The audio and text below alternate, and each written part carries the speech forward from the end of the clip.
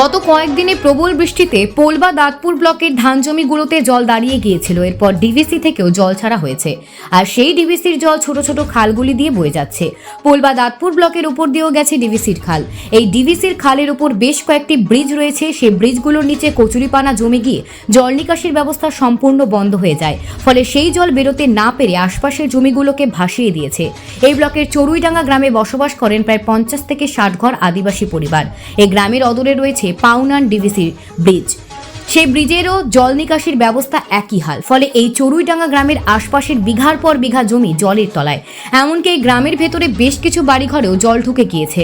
গতকাল থেকে নতুন করে বৃষ্টি না হয় একটু একটু করে জল নামতে শুরু করেছে গ্রাম থেকে। এই গ্রামের আশপাশের সমস্ত জমিতে স্বর্ণ মাসুরি ধানের চাষ করা হয়েছিল। জমির ওপরে 4 ফুট উচ্চতায় জল বয়ে যাচ্ছে। জল না নামায় এখন মাথায় হাত পড়েছে চাষিদের। তারা জানান এই জল নামতে 7 থেকে 8 দিন সময় লেগে যাবে, কিন্তু ততদিন আর গাছ কোনোভাবেই বেঁচে থাকবে না। এখনো পর্যন্ত যে টাকা খরচা করা হয়েছে তা কোনোভাবেই ফেরত পাবো না। এখন তারা তাকিয়ে রয়েছে সরকারি কোনো সাহায্য তারা পায় কিনা। পোলবা দাঁতপুর ব্লক প্রশাসনের পক্ষ থেকে আজ সকাল থেকেই ডিভিসির ব্রিজের নিচে জমে থাকা যে জল কচুরিপানাগুলো পরিষ্কার করার কাজ শুরু হয়েছে। Bureau report, news prime Times. কারণটা বলতে ধরুন আমাদের এই যে বিপর্যয় হয়েছে, বৃষ্টি হওয়ার ফলে এবং ডিবিসি জল ছাড়ে এইখানে বিশাল জমি প্রায় 500-600 বিঘের মতো যেগুলো জলের তলায়। এর এখন আশা নেই। ধান বেশিরভাগ এটা চড়ুইডাঙ্গা, পোলবা অঞ্চলে চড়ুইডাঙ্গা গ্রাম। আমি এখানকার সদস্য। তাই এখানে আমাদের তারপরে বিপর্যয় হয়ে আমরা সকাল থেকে শুরু করেছে গ্রামের ছেলেরা কিছু থেকে, আমরা পার্টির লোক কিছু থেকে উদ্যোগ নিয়ে আমরা সব এদের গার্লস স্কুলে নিয়ে গেছিলাম। তারপরে এসে আমাদের সভাধিপতি এবং এমএলএ সাহেব এসেছিলেন, সব ভিডিও থেকে সব রান্না খাবার জোগাড় করে আমরা সব এনেছি। এখানে রান্না বান্না হচ্ছে। 50-52 ঘর মতো এখানে পরিবার থাকে। বাচ্চা শিশু আছে কিছু 20-22 জন মতো। তাদের দুধের ব্যবস্থা সব করা হয়েছে, খাওয়ানো হচ্ছে।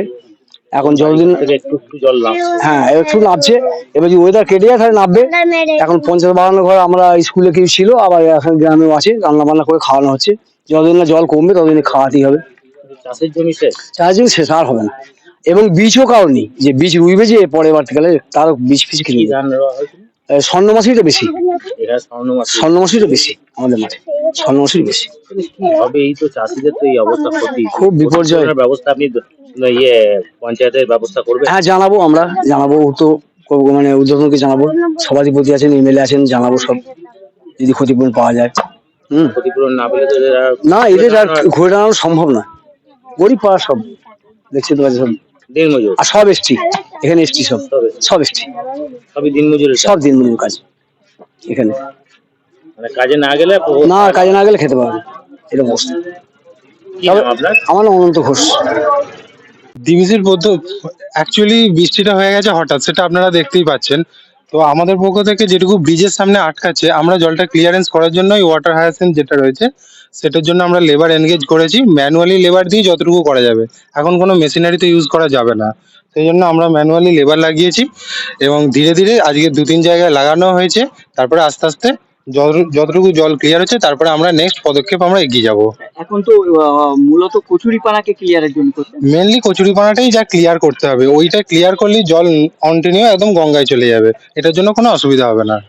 সাধারণ বাসিন্দা গ্রামের তারা অভিযোগ করছে দীর্ঘদিন ধরে এভাবে কচুরিপানা পড়ে রয়েছে, যার কারণেই এই বর্ষায় জলটা জমলো। মানে এটা কি আগে পরিষ্কার করা যেত না বর্ষার আগে আমরা ক্লিয়ার করিয়েছি বেশ কিছু জায়গায়, কিন্তু ওয়াটার হায়াসিন্থের এটা প্রবলেমটা এমন জিনিস, আজকে আপনি ক্লিয়ার করবেন, আপনি 1 সপ্তাহ বা আপনি 15 দিন পরে গিয়ে দেখবেন তার মোটামুটি অবস্থা একই জায়গায় চলে আসে। তো আমরা ক্লিয়ার করার কাজ কন্টিনিউ আমাদের চলতে থাকে। বর্ষাকালে উপর থেকে সমস্ত পানাটা নিচের দিকে আসছে। তো এখন এসে যেটা দেখছেন, এটা হয়তো অন্য উপরে ছিল, সেটা নেমে এসেছে। এটা যেটা আটকাচ্ছে, এটা এখানকার নয়। চাষিরা বলছে যে এই কচুরিগুলো যদি না থাকতো, এই গ্রামগুলো এইভাবে ভেসে যেত না, হয়তো কিছুটা বেঁচে থাকতো। তাদের চাষ যে জমিগুলো সেগুলো কিছুটা বাড়তো। ওনাদের জমি তো ক্ষতি হয়েছে, সেজন্য মানে আমরা বুঝতে পারছি ব্যাপারটা, কিন্তু আমরা আমাদের পক্ষ থেকে যতটুকু করা সম্ভব হচ্ছে আমরা ততটুকু করার চেষ্টা চলছে।